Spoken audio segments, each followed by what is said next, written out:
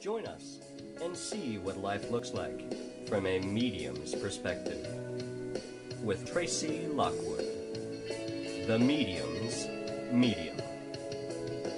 We'll explore the tools of psychic development, hear stories and experiences from the other side, and learn to listen to our natural intuition. Now, our host, Tracey Lockwood. Hello, beautiful lights, and welcome to another episode of From a Medium's Perspective. You are going to be amazed and floored at our guest today, but before I let you know who this mystery person is, I'm going to remind you that if you're interested in private readings or private mediumship development or psychic development, or if you would like to try your hand at certification of your abilities or pretty much study, whether self-study or directly, please visit my website at mediumtracylockwood.com and you will find out all kinds of opportunities. And I'm just smiling because our guest today, I'm going to tell you a little bit about him before I reveal his name here. He is an intuitive healing facilitator, and I thought that was a very modest way to explain what he does. He is a best-selling author. He has lectured with Deepak Chopra and Gary Null, and I'm sure you guys know those names. He's written some books. His first book was called Healing with Source, and it hit number 3 in sales on Amazon.com in the first week. And he was endorsed for that book by Lynn Andrews, Danion, I'm saying this right, you can, yes? Danion, yeah. Danion, and Catherine Brinkley, Dr. Meg Blackburn-Losey, and Shirley MacLaine. And he wrote a second book, which I have right here, and you can see it. It is called Self-Care for the Self-Aware, a guide for highly sensitive people, empaths, intuitives, and healers. And it hit number 3 in its category and has been top 20 in that category for over 41 months. So this is an incredibly well-received author. He's distinguished himself that way. He's been a featured writer in Positive Health and Kinetics magazine, which no longer exists, but he wrote for them earlier. And he's been interviewed on ABC News, Virtual Light Broadcast, and Lynn Andrews. And she's the best-selling author of Medicine Woman. And I believe I had her, I thought I had her deck right here. I had her on the show just a few days ago, actually. So it was great talking to her. And he's a medical medium, and he's here to talk to us specifically about self-care for the self-aware. And I know you're like, Tracey, okay, he's talented. Give us his name. And his name is Dave Markowitz. Welcome to the show, Dave. Great to be here. Thanks so much. For those of you that are curious and nosy, you can check him out on the website while you're listening to the broadcast. His website is davemarkowitz.com. So welcome. Pretty creative URL. Okay, it works, right? It does work. It's really tracylockwood.com, but nobody remembers the EY, so Medium Tracey Lockwood and redirect, and everybody gets there. It's okay. Good thinking. So, well, I was really, I really appreciate your sending me a copy of the book too. By the way, that was really generous and kind, and a great book. Self-Care for the Self-Aware. And you and I chatted a little bit before the show about some things that were important about that.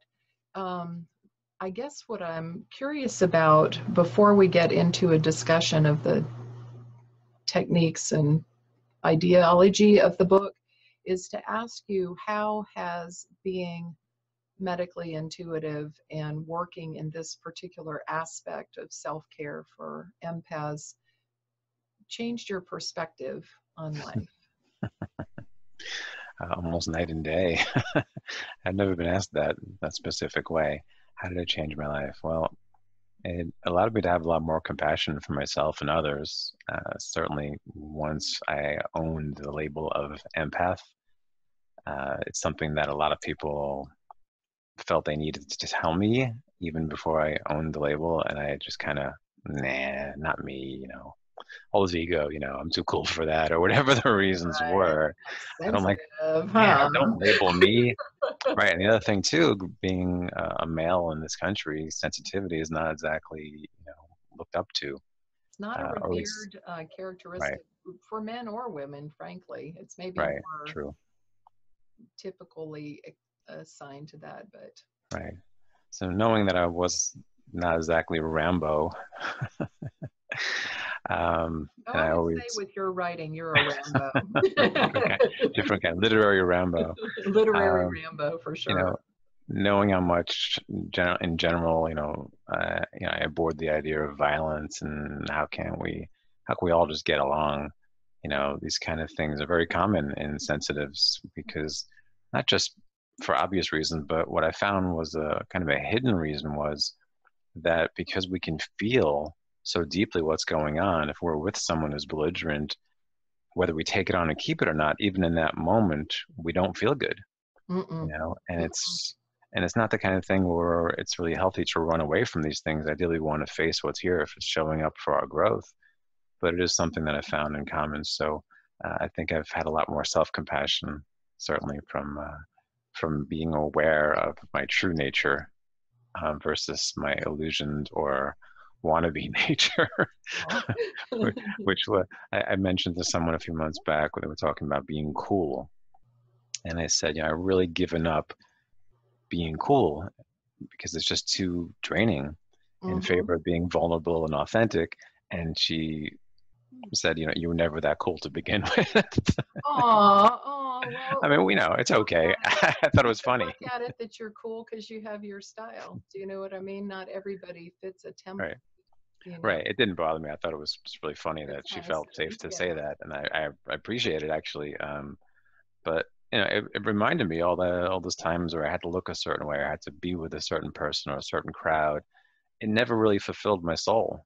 It was just Yes. pure ego. And fortunately, I was able to see that. And right now, I think I'm a lot more casual about, these kind of things. So a lot has changed. Yeah.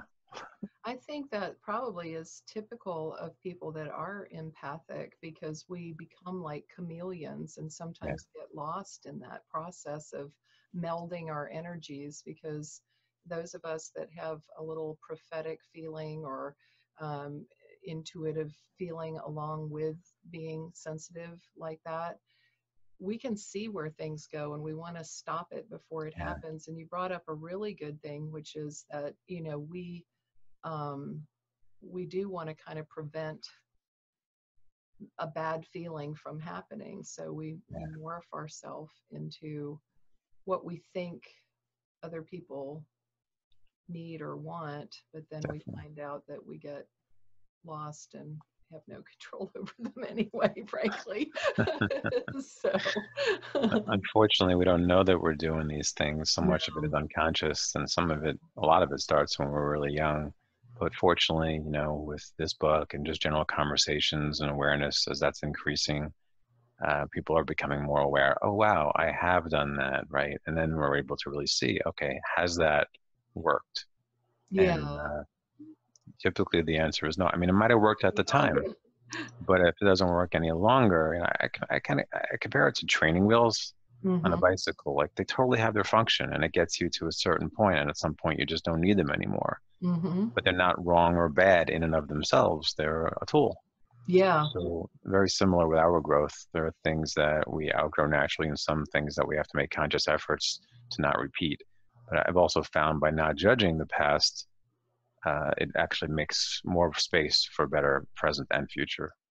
Yeah, and I think that's a conscientious mind that looks to the Mm, past. Sometimes we don't want to put something to rest or let go of something, even if it's a relationship, if we feel that we have been at fault somewhere. For those that are sent, I think actually everybody is empathic. I think even mm, psychopaths are empathic, but they have sort of a malevolent mm. psychopathy, if you will, like they use that against you rather than to help you, kind of thing. So that whole spectrum, Right. of because we're all aware to a degree, sometimes we disconnect from that, but Definitely. definitely with people that are sensitive.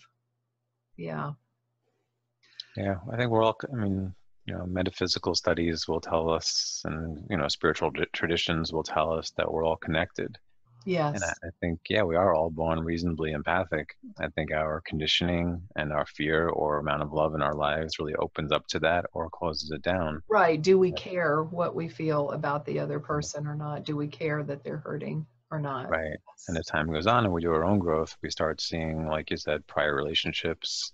I've certainly contacted those that I could find and apologized for my prior transgressions, if you will, or which is what I would call just not being present Mm-hmm. and just being in my head and judging and things like that. And amazing thing was, I can remember one just said, "Oh, we were young." Like she was amazed that I was carrying it. I was carrying all this guilt and shame for like 20 years or something, and she was so over it. She was so present with me when we spoke the next time, and it was really beautiful, to see the Yeah. compassionate heart at play and how much we drive ourselves crazy by something with this perhaps unrealistic expectations of how I felt I should have been.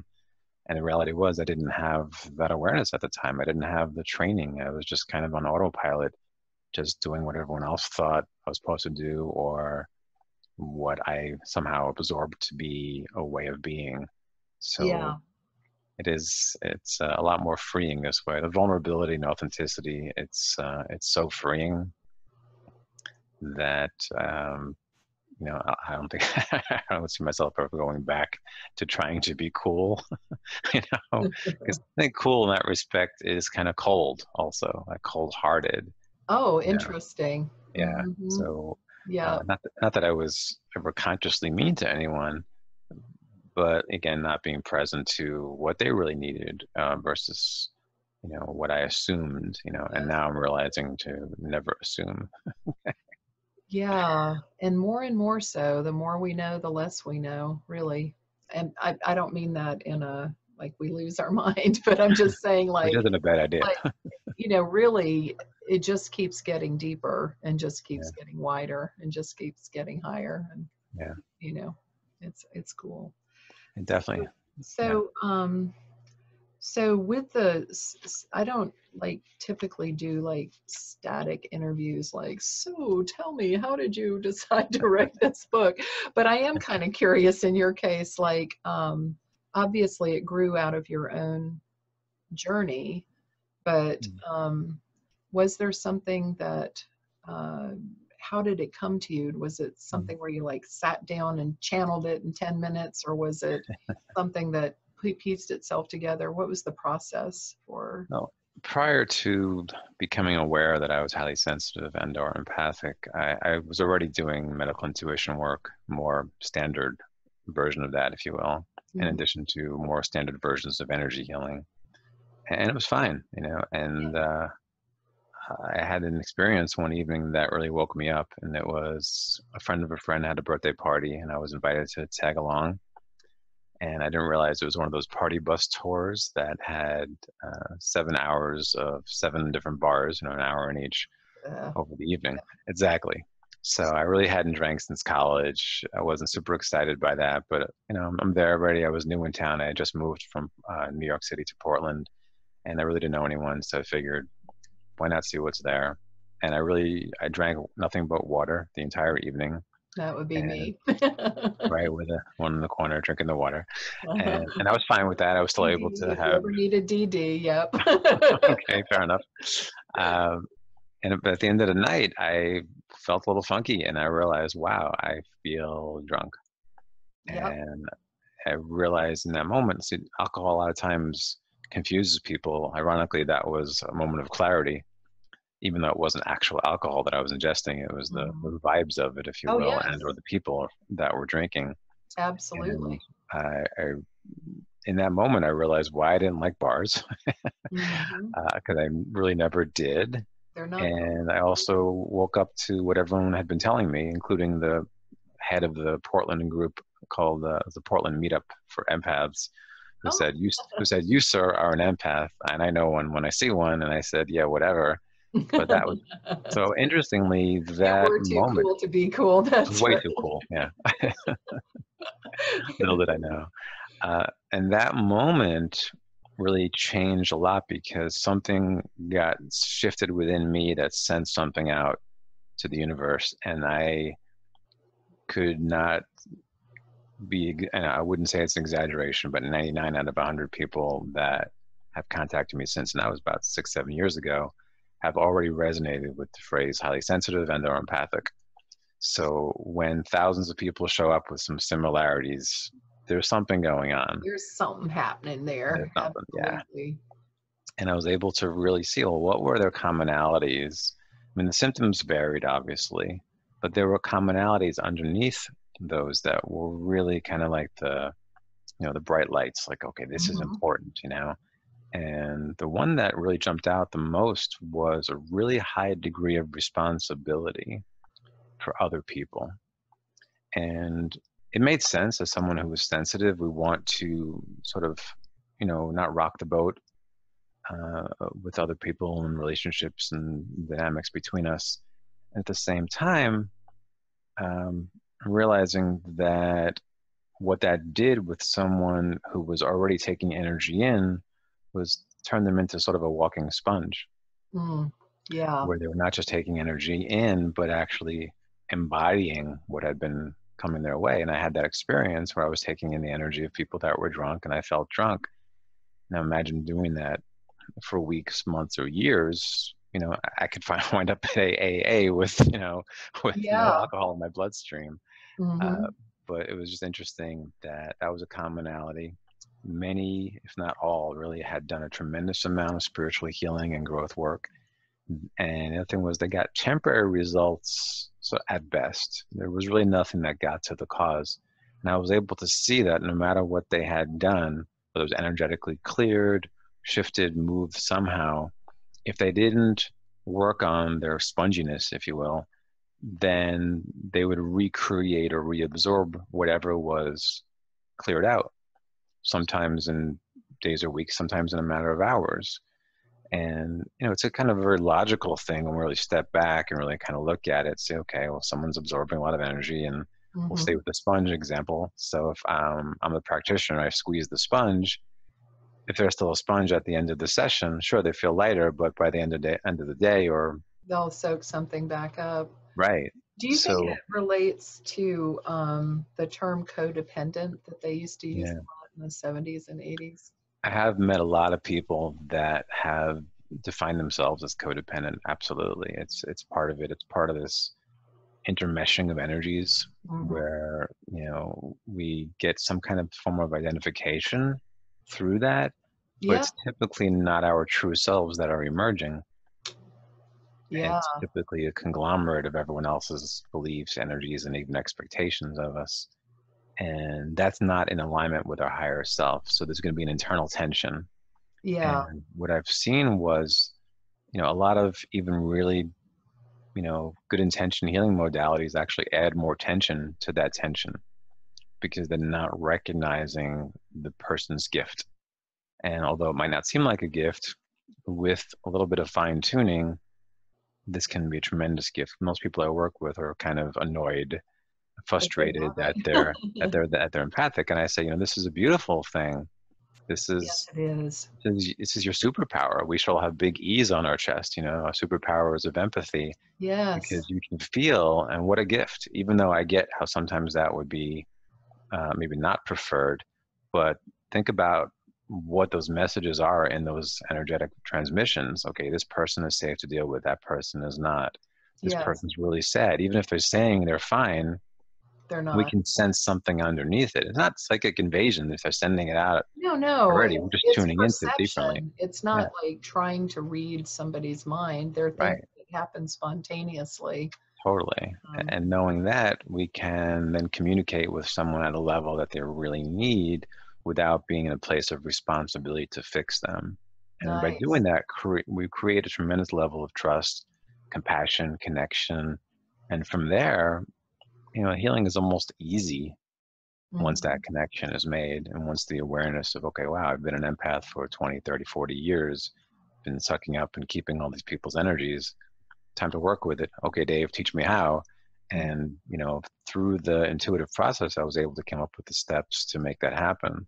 it's so So beautiful. I wanted mhm, to I mentioned the rankings that you've had number three. So mhm, it was funny when I was looking through the book and found chapter 3, and you have this like teaser title there. It says, "But I've done so much spiritual work. Why am I still unhealthy?"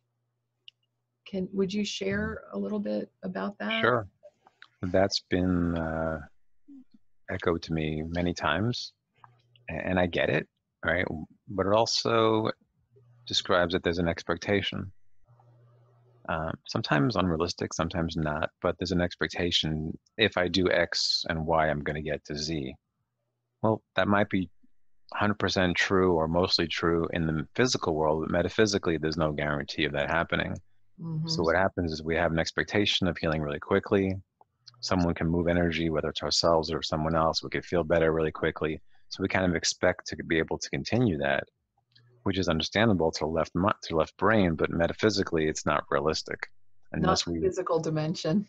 right, Easy in the astral or the mental, but not right, necessarily in the physical plane. right. So if someone's physical symptoms are helped temporarily, there's just, through energetic movement, we have to recognize like what are the underlying aspects, Not what's the- going on there.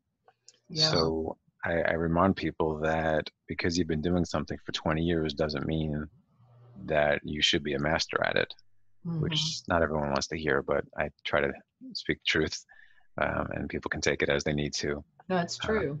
you It's know, true. but I think part of that is like letting go of expectations, of being more realistic about things and recognizing.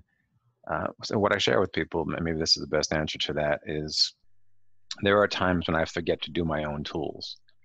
And people sometimes say, oh my God, how can you do that? And I say, because I'm human, and for 40 plus years, I didn't even know they existed. So my default setting is not using the tools. I have to make conscious reminders to use them. And I know the difference because when I'm using the tools, my life is amazing. I'm Hmm. completely in flow, not just for myself and people with me, but clients. Everything just completely is, in flow, and it's amazing. Everything is really wonderful and ecstatic. And it doesn't mean there's no sad points, but it means I'm in life and being present. Whereas the opposite of that, if I don't do the tools, maybe for a few days, I'll start feeling down.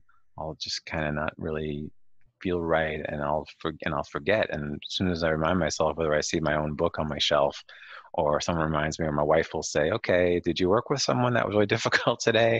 I'm like, oh my God, I took on that person's energy, or if something's in the collective unconsciousness, which is really big the last couple of years, because it's not in our physical proximity, Right, right. but it's affecting us. And this is what's happening where a lot of people are being diagnosed with anxiety and depression that really aren't anxious and depressed in and of themselves. They're picking up so much They're from other people. absorbing it. Yeah. Right. Yeah. Yeah. I often teach first lesson for empaths, Mhm. decide what's you and what's not. Yep, And, totally. I know one morning, this has been 2, 3, maybe 4 years ago. Time, so silly. But I woke up one morning and I was just pissed. I mean, pissed. And I was like furious. And I walked around the house and I started to ask myself, like, what are you mad at? And I was like, Mhm. I don't know. And it pieced together later that I was picking up the emotions of Yeah, something I was seeing at the time. And he wasn't even in the house. He was right. his house, but because we were connected otherwise, I thought, Yeah. oh, wow. You know, Yeah. Good wake up call, right? Like, oops, got to use my tool. yep, yep, yep. Well, that's what helped me create a tool, you know. Right. Right. Need a tool. What do you got? Maxed out. Yeah, Totally. that's me, that's you. Right. Yeah. Right. And to invite that energy to leave in a loving way, a Oh, compassionate way, that's so important. Otherwise we're adding even more tension to our body, our experience, our lives. So yes, yeah, because discerning. anytime you push against something, your hand is attached to it or your energy is attached to it. Yeah. Yeah, Yeah, totally. yeah. Yeah. Huh. So, tell me some stories about clients that you've worked with, like just one that pops in your mind Mm-hmm. there. Let's see. One of the more recent, more profound sessions was around someone that reached out who was not feeling abundant, Mm. feeling dependent on someone else, and also had used the C word, the codependency word, about their prior relationships. And we did some really intense work and found that because her dad was, in a position of power and wealth, he used his money to get what he wanted. Mm. And so I was able to see that she had this belief system that she absorbed from him, that money equals manipulation Or power that she or can't power, escape from. Yeah, wow. or power that she doesn't feel she had or Mhm. was just offended by. I mean, there's a lot of layers. So we did some really deep work around that, to free up those layers to create doorways to abundance. And what I always remind people, whether it's abundance or health or even relationships, it all starts with who we're being. It's nothing to do with what the other person is. Like, granted, if the other person is being abusive, there's Yeah, there's a line. they're But responsible for their actions, absolutely. right, But you're maybe responsible for staying underneath their actions. right, Yeah. right. Which is hard for many if the It pattern has is. been installed and is still there. So I try to bring Yes. awareness to that. And there are just, I mean, so many people that I work with for so many different reasons. More of late, people who are really, really willing to go deep are finding me, which I'm enjoying a lot more because I'm seeing much deeper transformations. Mm. And it's not like, the quick energy healing of that I used to do. And Hmm. that's fine if that's what someone needs. I can't judge that. But Right. to really transform something requires going in deep. And And I just have understanding not, to it. Yep. right? I just haven't seen that happen on one's own. And one of the things that came to me uh, was the whole self-care movement. And this might sound ironic from someone that wrote a book called Self-Care for the Self-Aware. Now, there are tools in there that, many people can do, and there are some that are difficult to do. And what I found was when safe space is being held, the ability to do any exercise is augmented tremendously. So Say that again. when safe space is being held, Hmm. the ability to go into anything much deeper than you can on your own is augmented tremendously. Oh, that's really interesting. Yeah. So these deepest layers are not going to come up if someone's not feeling safe, if someone's not ready or willing to look at these things. So that person might go to several practitioners to get healing and might not ever happen without going to those deeper layers. And again, I'm not trying to Hmm. judge anyone's process or modalities or practitioners. I really think everyone's just doing the best they can. Sure. But the people that have come to me are really looking to make some deep shifts, and they Yeah. recognize that we have to go deep to see what's there. So some of these things in that prior example, in the woman's relationship with her dad, she had maybe some awareness, but not nearly to the degree that happened. And there were many layers there that we had to go into and go deeper and deeper and deeper. Like, what's your relationship with money? And ultimately, it's money is energy. And Yes. if you're doing something that's your energy going out, if you allow energy to be returned, it will be. Yeah. And you can use, your energy for evil or for good, and we True. get to choose that, right? Yeah. So it's not a matter of, oh, because I'm doing good stuff, I should get, financial comeuppance. It's not that. I've had many people who have had that belief system, self included, in the past. Maybe that's why I've so easily can see it. It's not about that. It's even someone that's doing something that we might deem not good, they're thinking that it's good, Mm-hmm. right? So it's also relative. It's Yeah. about really recognizing, are we truly in the highest good for all, which doesn't come from the mind, it comes from the heart. So Yeah. when I help people tune into what's happening in their heart, when I'm in my heart, when I'm working with someone, we can really see what their higher selves want to experience, share, and a lot of times we can, really work with the blockages to that. So Yeah, that's very interesting. You kind of provoked a whole sequence of thought, like people having sort of a sense of entitlement, like I'm this age, I should have a house this size and this amount right, of bank account, or I should, or expectation, also whatever, and then going uh, below that because maybe there's a fear on their part that that would require them to do something different, and changing status right, quo is very brave. right. And the status quo for many people I work with is I'm responsible for everyone that's around me.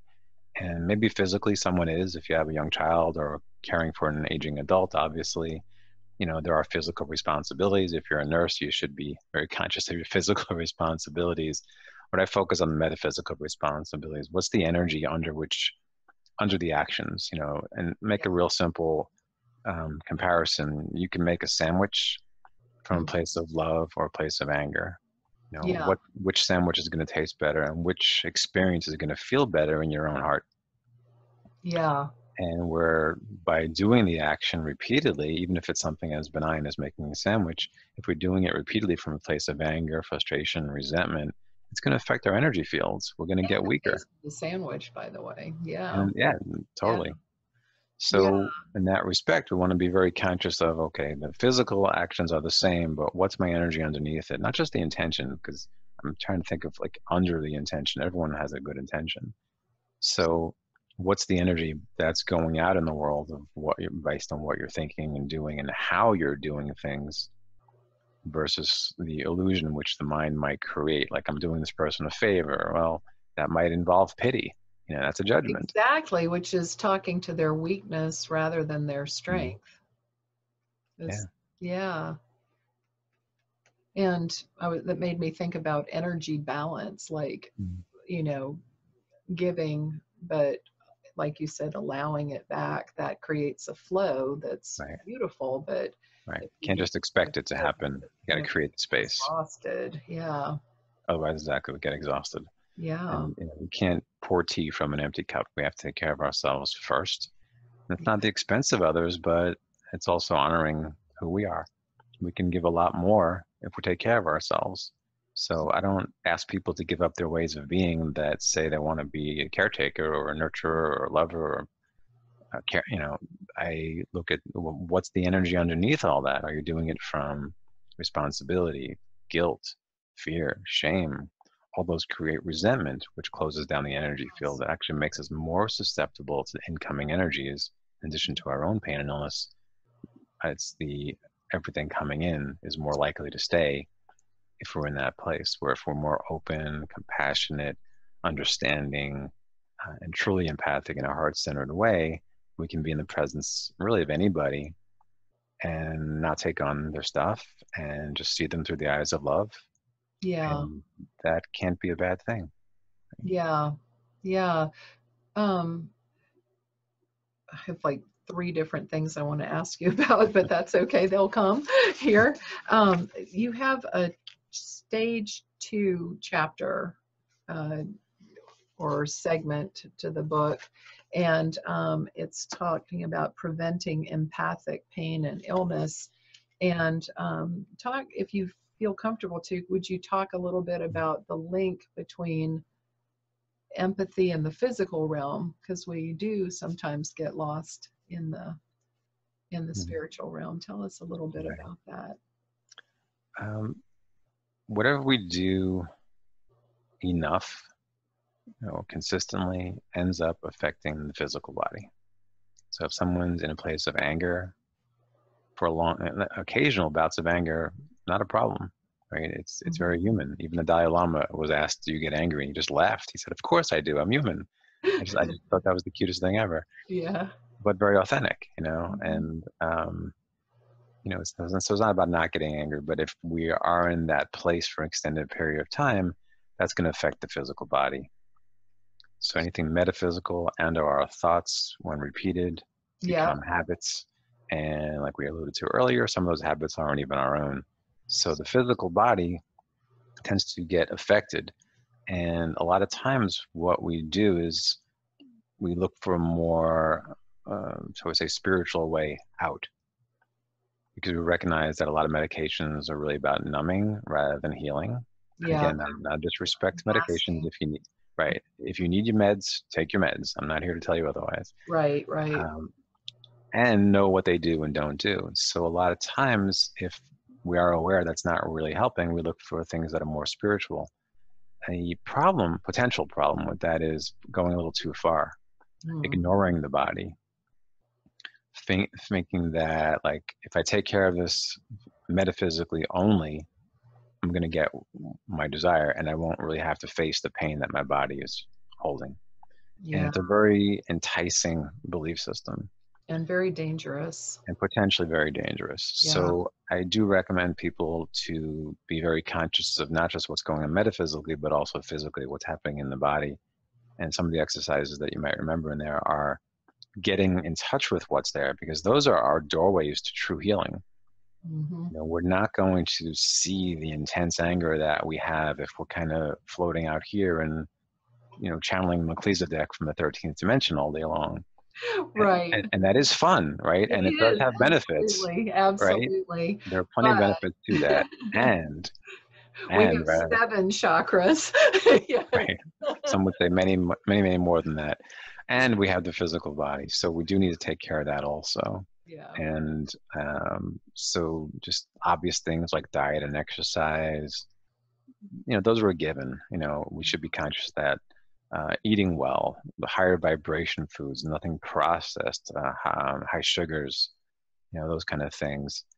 Generally vegetarian or vegan as opposed to meat, because if you think about it, if someone's sensitive and they're eating an animal's flesh, especially if that animal wasn't treated well, and the physical aspect of that is that by not being treated well, their nervous system creates chemicals in alignment with that state of being. So now we're eating all that fear energy. Yes. How could we not be affected? That's besides the obvious physical of, the medications that they give, the antibiotics and the like, and the hormone injections. We're eating all of that if we're eating a byproduct. So I definitely recommend organic, whatever you eat, absolutely organic whenever possible. But generally higher vibration foods and vegetables, especially organic, are generally, if not always, going to be higher vibration than something processed or something from, an animal that's going through fear. Even a well-treated animal for most of their lives are going to have fear, on their way to, okay. Yeah, of course, of course. To be slaughtered, they're going to be scared. They're going to have anxiety, and those hormones are still there. Right. Yeah, and I think in Victorian times even, they used to say if you have something wrong with your body that you should go on a vegetable diet, or and C.W. Ledbetter and I'm sure Blavatsky and some of the other people recommended a vegetarian diet in terms of tuning your instrument and making it receptive. And I don't know, I look at it like plants are the front line of nutrition. Like if the plant's nutritious and the animal eats it and then you eat the animal, then it's all on the backside rather than just directly in the sunlight and the chlorophyll and all the good stuff in the plant. Absolutely. It's going to be a lot more alive in the vegetable. I call it eliminating the middle cow. So, I like that. Yeah, that's good. That's good.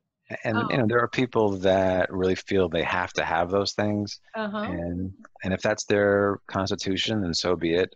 I don't Sure. I don't want to scare someone into Step being by step, vegetarian. and Yeah. like you said, if you just take one step, maybe it's closer. Like maybe you figured out the sugar and the carbs, not carbs, Mm. but like refined Yeah. product, flours and sugar and oil are bothering you, but you cut that Mm. out and you do the veggies and the meat thing for a while. And then you Mm. realize, oh, my body's not really handling the dairy too well. So you let go Right. of that. And then oh, well, and you just kind of move Yeah. step Your by body step. will tell you if you listen. Oh That's yeah, mine's been that. talking. Yep, yep, absolutely. If you would be so kind, we're getting close to the end of our time. Is there an exercise or something special that you could share with our listeners that would help them either develop their Mm. sensitivity or be more aware? Something that Mm. just Right. from Most of the your people. book or not, however you Mm. wish. Most of the people I work with don't want to further develop their sensitivity.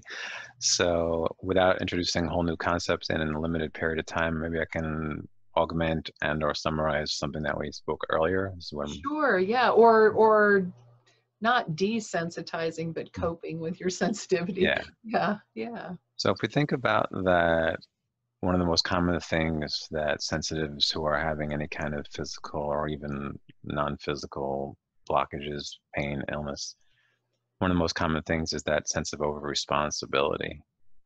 Three words that came to me that are not in that book. They'll be in the next book, which is, by the way, should be out in the summer of 2018.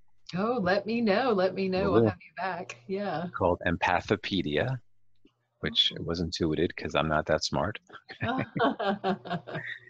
And I already have empathopedia.net and myempathopedia.com.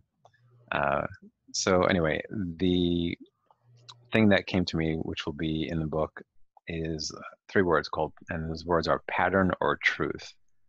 And what this is an invitation before doing anything, especially for someone else, to really slow down, take a few breaths and say, okay, what part of me wants to do this? Is it my pattern or my truth? And really feel and use, our sensitivities work inward also, not just taking other people's energy in. If we really calm ourselves, we can typically tune into a pretty simple question like that to see how is our body responding to that question. And it can show up like a meter, like P or T. It can Hmm. show up on a scale. It can show up in as far as a lighting or just a visceral sense.